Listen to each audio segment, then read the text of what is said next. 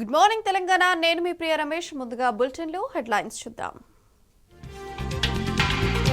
ఎంతమంది రైతులున్న కుటుంబంలో ఒక్కరికే రైతు భరోసా. 20 లక్షల కుటుంబాలకు కాంగ్రెస్ సర్కారు మొండి చెయ్యి.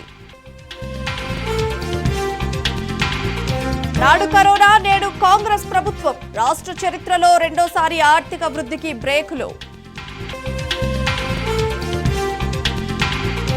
ఆడపిల్లలకు భద్రతకు భరోసా ఇవ్వని రేవంత్ సర్కారు. బాలికలపై లైంగిక దాడులు సిగ్గు చేటని హరీష్ రావు ఫైర్. తెలంగాణలో ప్రజాపాలన కాదు, కేసుల పాలన నడుస్తోంది. రేవంత్ అన్ని వర్గాల ప్రజలను మోసం చేశాడన్న ఎమ్మెల్సీ కవిత. ఇవాళ రాష్ట్ర శాసనసభ ప్రత్యేక సమావేశం. మాజీ ప్రధాని మన్మోహన్ కు నివాళి అర్పించనున్న అసెంబ్లీ.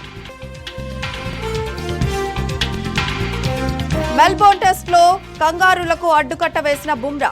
భారత్ ఎదుట 334 పరుగుల విజయ లక్ష్యం.